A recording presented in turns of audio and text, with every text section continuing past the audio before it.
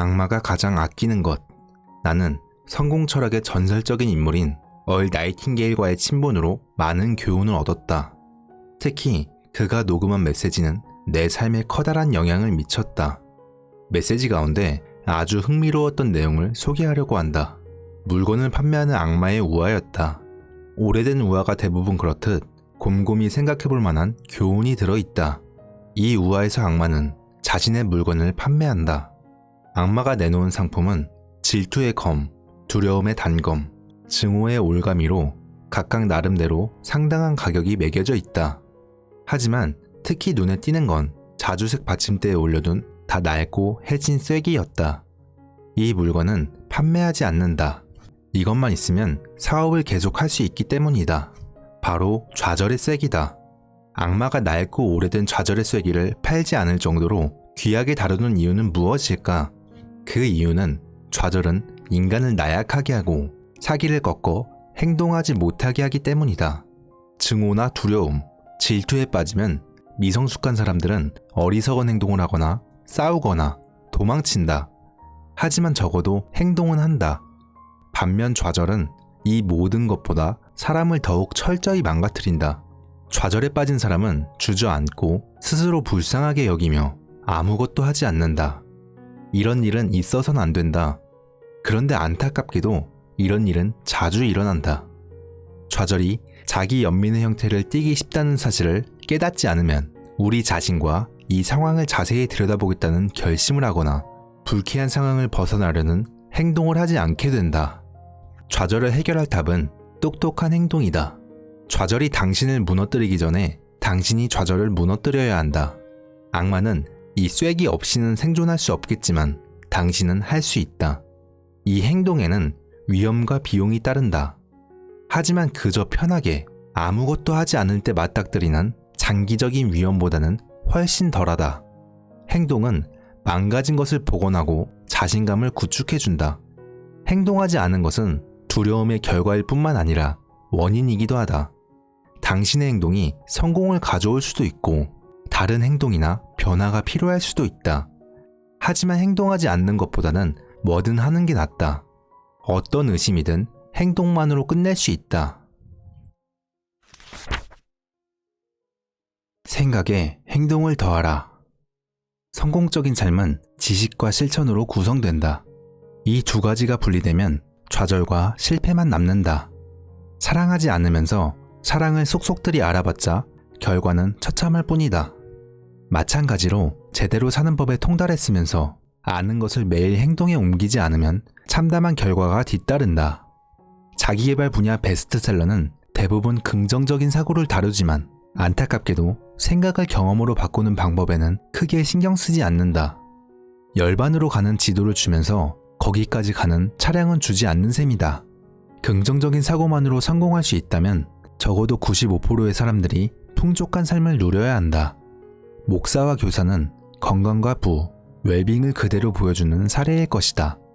하지만 불행히도 이들 가운데 다수가 자기 말의 모순을 고스란히 드러낸다. 절반의 진실은 거짓보다 모호하다. 긍정적인 사고가 좋은 삶의 수단이라는 것이야말로 절반의 진실이다. 긍정적인 사고만으로는 결과가 나오지도 목표를 실현할 수도 없다. 오히려 행동과 조화가 되지 않으니 좌절하기 쉽다. 음악을 긍정적으로 생각한다고 음악가가 되지는 않는다. 음악가가 되려면 실제로 노래하고 악기를 연주해야 한다. 긍정적인 사고의 힘은 긍정적인 행동으로 표현할 때 발휘된다. 사랑에 관한 생각은 사랑하는 것으로 성취된다. 기쁨에 관한 생각은 웃음으로 힘을 발휘한다. 행동이 없는 신념은 죽은 거나 마찬가지다. 학교에서는 무엇을 아는지보다 무엇을 하는지에 따라 학위를 수여해야 한다. 긍정적인 사고에 긍정적인 행동이 결합될 때 가장 강력한 효과가 발생한다. 모든 행동의 원형은 생각이다. 차분하게 사색하고 효율적으로 행동하라. 조용한 사색에서 훨씬 효과적인 행동이 나온다. 행동이야말로 지성의 진정한 척도다. 꿈을 꾸되 깨어 있어라. 승리자들은 완전히 깨어서 살아 숨쉰다. 우리는 이들이 매일같이 뭔가 실현하는 모습을 목격한다. 진정한 승리자는 단순한 몽상가가 아니다. 이들은 꿈을 꾸고 실천한다. 꿈을 실현하는 것이다. 이들은 삶에 존재하는 수많은 기회를 다른 사람에게 일깨우려고 끊임없이 시도하는 종직이다. 삶이 주는 보상을 받고 싶으면 승리자를 따라하면 된다. 그들이 하는 대로 하면 결국 승리할 수 있다. 당신에게는 능력이 있다. 지금 원하는 대로 살지 못한다고 해서 낙담하거나 과거를 후회하지 마라. 오늘은 새로운 삶의 시작이다. 달력을 넘기면서 새로운 날이나 달로 넘어가듯이 머릿속에서 삶을 그렇게 넘길 수 있다. 승리자의 말에 귀를 기울이자. 그들은 당신을 돕고 싶어 한다. 자기들이 있는 곳으로 오라고 당신에게 손짓한다. 승리자는 쉽게 알아볼 수 있다. 이들은 숨는 일이 거의 없다. 좋은 차를 타고 좋은 옷을 입고 아름다운 집에 살며 호화로운 휴가를 떠난다. 행복한 가족과 건강하게 살아간다. 이들은 역동적이면서 창의적이고 위대한 아이디어를 실현하느라 항상 집중하고 있다. 승리자는 패배자의 비판에 정신을 팔거나 속도를 늦추지 않는다. 자기 꿈을 실현하고 다른 사람도 그렇게 할 수 있도록 돕느라 바쁘기 때문이다. 승리는 언젠가가 아니라 항상 하는 것이다. 어쩌다 한번 이기거나 어쩌다 한번 잘하는 게 아니라 늘 제대로 해야 한다. 승리는 습관이다. 안타깝지만 패배도 마찬가지다. 목표를 달성할 수 없음이 확실할 때는 목표를 수정하지 말고 행동 단계를 조정하라. 당신이 누구인지 알고 싶은가? 묻지 말고 행동하라. 행동이 당신을 설명하고 정의한다. 야망. 당신은 타고났다. 스스로 타고난 목표 성취자라고 생각한 적이 있는가? 혹시 없다면 앞으로 그렇게 생각해야 한다. 당신은 정말로 타고난 목표 성취자니 말이다. 사람은 폐로 첫 숨을 들이마시는 순간부터 목표를 추구하기 시작한다. 당신은 선천적으로 삶의 질을 개선하도록 설계됐다. 누구나 어린 시절 처음으로 목표를 달성하면서 커다란 만족과 자부심, 기쁨을 느낀다. 첫 번째 목표는 먹을거리를 얻는 것이었다. 배불리 먹은 아이보다 더 행복해하는 사람을 본 적 있는가? 아이를 돌보는 초보 엄마의 얼굴에 보이는 것보다 더 큰 자부심과 기쁨을 본 적이 있는가? 기어다니기나 말하기, 걷기 같은 다른 초창기 목표는 어떨까? 처음 단어를 말하거나 걸음을 내디뎠을 때 느낀 만족감은 곧 사라지고 불만이 시작된다. 단어를 조합하고 싶고 걸음을 이어가고 싶어진다. 이런 욕구는 목표가 된다. 목표를 하나하나 달성하면서 더 큰 만족과 자부심, 기쁨을 느끼지만 불만도 따라온다. 더 훌륭한 목표를 더 많이 달성하고 싶어진다. 인간은 자연스럽게 삶을 경험하고 싶어 한다. 풍성한 경험을 원한다. 또한 우리는 스스로 원하는 것은 뭐든 가져야 하고 가질 수 있다. 처음에 목표를 추구하고 달성하게 만들었던 정신을 다시 불러일으킨다면 그렇게 될 것이다. 안타깝게도 너무 많은 사람이 어렸을 때부터 지금 가진 것에 만족해야 한다는 말을 들어왔다. 그러면서 목표의 중요성과 목표 자체를 상실해버린다. 절대로 만족해서는 안 된다. 행복하되 만족은 금물이다.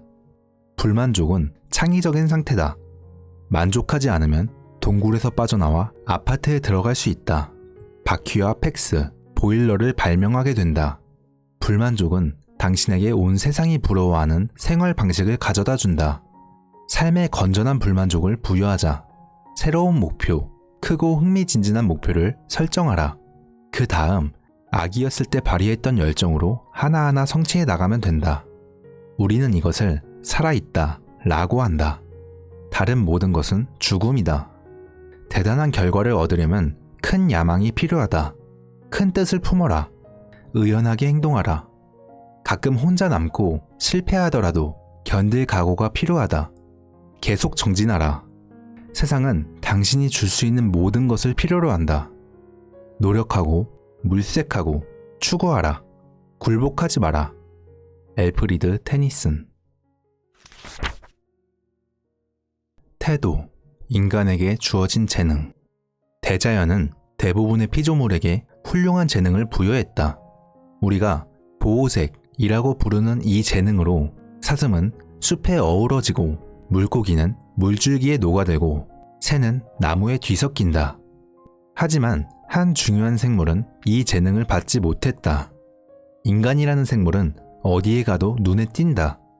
나는 그 이유가 인간이 더 큰 선물을 받았기 때문이라고 생각한다. 당신과 내게는 주변 환경을 우리에게 맞출 수 있는 신과 같은 능력이 있다. 당신이 변하면 환경과 주변 상황도 변하면서 달라진 부분을 반영한다.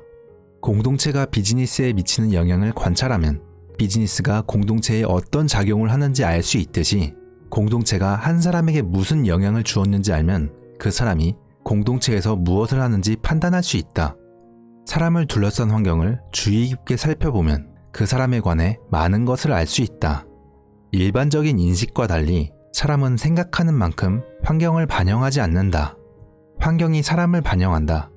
사람이 개선되면 환경 역시 더 나은 방향으로 바뀌기 마련이다.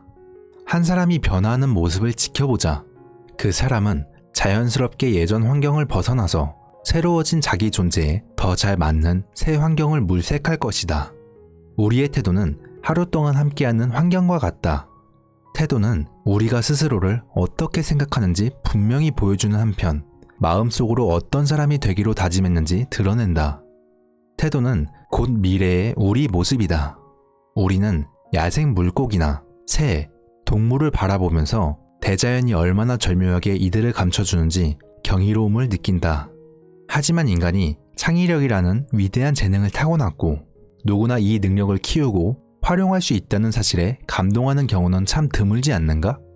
우리를 둘러싼 환경, 우리가 생활하고 일하는 세계는 태도와 기대를 반영하는 거울이다. 주어진 조건보다는 삶을 향한 당신의 태도가 인생을 결정한다. 인생은 당신에게 일어나는 일보다는 그 일을 바라보는 방식에 달려있다. 맞아 라는 말은 틀렸다. 그게 맞아? 그 남자의 말이 맞아? 매일 수많은 사람이 말한다. 우리는 한번 자기가 옳다고 판단하면 그에 대한 정당성을 방어하기 위해 막대한 에너지를 쓰게 된다. 하지만 상황을 객관적으로 바라보면 사실 우리가 절대로 옳지 않다는 사실을 금방 깨달을 수 있을 것이다. 특정 방식이 좋을 수도 있다. 적절할 수도 있다. 심지어 다른 방식보다 나을 수도 있다. 하지만 옳은 방식은 아니다. 당신의 방법이 옳다고 믿는 순간 다른 방법은 모두 틀린 것이 되어버린다. 이런 태도는 발전을 막고 창의력을 차단한다. 여러분에게 다음과 같은 한 가지 조언을 하고 싶다.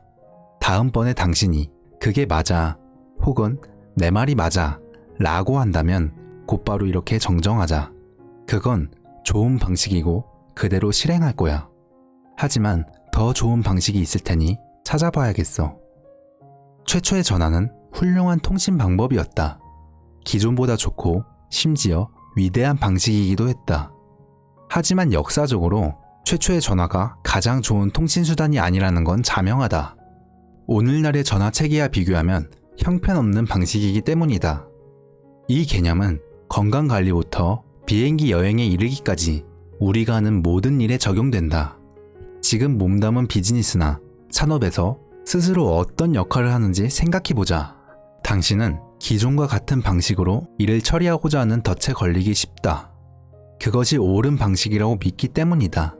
기존 방식이 효율적일지 모르지만 더 나은 길은 항상 존재한다. 사소한 수정 하나로 생산성이 100% 개선되기도 한다. 당신의 방식이 효과적이고 적절할 수 있지만 절대 옳지는 않다. 더 좋은 방식은 존재한다. 그걸 찾아라. 타인에 대한 내 태도가 나에 대한 타인의 태도를 결정한다. 아무리 반복해서 실험해도 내가 옳다는 것은 증명할 수 없다. 하지만 틀렸다는 건 단 한 번에 증명할 수 있다. 진솔한 의견 차이는 발전으로 이어지는 긍정적인 신호다. 별거 아니다. 우리는 불만이 생기면 흔히 공격적으로 반응한다. 약속 장소에 가려고 서두르는데 누군가 앞을 막고 운전하면 경적이나 짜증 섞인 고함을 지른다. 공격성은 불만을 표현하는 직접적이고 일반적인 반응이지만 이런 반응 자체가 또 다른 불만을 일으키기 쉽다. 특히 공격하는 대상이 타인일 때는 그런 경향이 강해진다. 상대가 그 반응에 응수하기 때문이다. 신호에 대해 제대로 멈추지 않았다고 길가에 차를 세우게 하는 경찰관에게 화를 냈다가는 경고만 하고 끝내려 했던 경찰관이 벌금을 매기기로 마음을 바꿀지도 모른다. 과거 심리학자들은 불만이 자동으로 공격성과 이어진다고 생각했다. 하지만 추가 연구에 따르면 이런 이론이 모든 사람과 모든 문화에 적용되지는 않는다고 한다. 공격성이 학습된 반응이라면 이를 없애고 조절 가능한 반응으로 바꿀 수 있다. 위대한 연극 배우이자 영화 배우인 엘릭 기니스는 동료가 활용했던 훌륭한 방법을 대안으로 제시했다. 기니스는 동료 배우인 타이론 거스리에게도 모든 것이 어긋나기만 했던 시절이 있었다고 했다. 기니스에 따르면 거스리는 치통을 앓을 때도 도로를 주행하다가 회사 소유의 의상을 모조리 잃어버렸을 때도 항상 이 말을 되풀이했다. 아주 단순한 말이었다. 별거 아니야. 틀림없이 당신도 동의할 것이다. 문제가 생겼을 때 이런 마음가짐으로 마주하면 많은 문제가 사라질 뿐더러 문제와 함께 오는 불만도 사라진다. 오늘 제일 처음 맞닥뜨리는 문제에 이 원칙을 시험해보자. 그냥 말하면 된다. 별거 아니야. 다시 크게 말해보자. 별거 아니야. 마음가짐이 올바른 사람이 목표를 달성하는 건 그 무엇도 막을 수 없다. 마음가짐이 잘못된 사람을 도울 수 있는 것도 이 세상에는 존재하지 않는다. 모든 것을 빼앗아도 뺏을 수 없는 한 가지가 있다. 그것은 인간이 지닌 자유의 마지막 보루, 즉 주어진 환경 안에서 자신의 태도를 선택하는 것이다. 그리고 자신의 길을 선택하는 것이다. 빅터 프랭클. 의식, 거울로 둘러싸인 방. 친구가 자기 상황을 털어놓은 적이 있다. 그리 유쾌한 이야기는 아니었다. 친구의 남편은 불만이 많았고 모든 사람과 상황을 비난했다. 어디에 가는 것도 뭔가 하는 것도 싫어했다. 친구는 이렇게 말했다. 남편은 모두가 만사가 자기를 거스르는 것처럼 행동해. 친구의 남편 이야기를 듣다 보니 몇 년 전에 읽었던 글이 생각났다. 그 글에는 마음이 거울벽으로 둘러싸인 방과 같은 사람이 등장한다. 그 사람은 어느 쪽으로 고개를 돌려도 자신과 자신이 처한 상황만 볼 수 있다. 그는 상대성 법칙을 적용하지 못한다. 세상 사람들과 자기 삶을 비교할 수도 없다. 비교가 불가능하므로 자신이 호화롭고 영광스러운 왕처럼 살고 있을지라도 그 사실을 알 수 없다. 사실 이 남자의 편협한 태도는 자신만 생각하는 바람에 얻은 결과물이다. 마음속에 존재하는 거울벽을 창문으로 바꾼다면 대부분 아니 모든 문제를 해결할 수 있다. 그러면 자신이 얼마나 다채롭고 흥미로운 사람과 기회로 가득한 매력적인 세상에서 살아가는지 깨달을 것이다. 이 세상에는 도전적인 일이 넘치고 갈 곳도 많아서 계속해서 바쁘게 움직여야 한다. 극도로 예민하고 성급한 결론을 내리고 부정적인 태도에 휩쓸리는 사람은 스스로 미숙하다는 사실을 드러내는 셈이다. 거울을 창문으로 바꾸면 이런 예민한 성격을 기민한 의식으로 전환하고 부정적인 느낌은 창의적인 사고를 유도하는 자극제로 활용할 수 있다. 이런 변화는 행복과 마음의 평화, 보람찬 삶으로 이어질 것이다. 한 인간이 태도를 바꾸기만 해도 미래를 바꿀 수 있다는 사실이야말로 우리 세대에 이뤄진 가장 위대한 발견이다. 긍정적인 행동을 하여 긍정적인 시각을 키워야 한다. 의식한다는 건 단순히 존재를 넘어서 알리고 이해하고 그 존재에 무엇이 더해졌는지 인식한다는 뜻이다. 변화. 오래된 오류는 낯선 진실보다 인기가 많다. 인생에서 가장 바꾸고 싶은 게 무엇인가? 변화는 의식을 제한하는 지배적인 신념을 바꾸는 것에서 시작된다. 심리학자이자 철학자인 윌리엄 제임스는 내면적 사고를 바꿔야 변화가 시작된다고 말했다. 나는 내면이 변화해야 외부적 변화가 따라온다는 걸 경험으로 배웠다. 가장 소중하게 생각하는 신념을 바꾸면 의식이 변화하고 결국 사람과 환경, 조건에 대한 반응을 바꿀 수 있다. 수백 년에 걸쳐 수많은 사람이 잘못된 신념을 다음 세대에 전달했다. 그것은 바로 남들보다 잠재력이 특별히 뛰어난 사람이 있다는 이야기였다. 많은 이가 이 잘못된 신념 때문에 바깥에 얼마나 넓은 공간이 있는지 모르는 새장 속에 새처럼 살았다. 이 그릇된 확신은 자신이 얼마나 귀하고 능력 있고 특별한지 깨닫지 못하게 했다.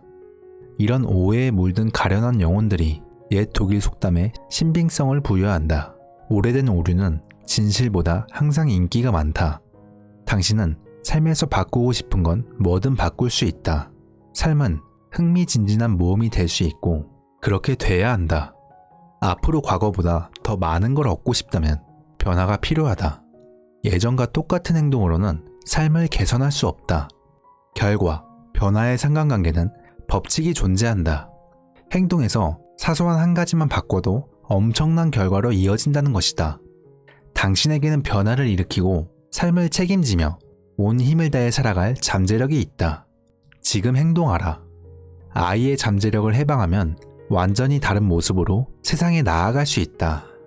어떤 화가는 태양을 노란 점으로 바꾸지만 다른 화가는 노란 점을 태양으로 바꾼다. 지금까지 바프룩토의 위대한 확원 도서의 내용이었습니다. 영상을 끝까지 시청해주셔서 감사합니다. 다음에도 좋은 영상으로 찾아뵙겠습니다.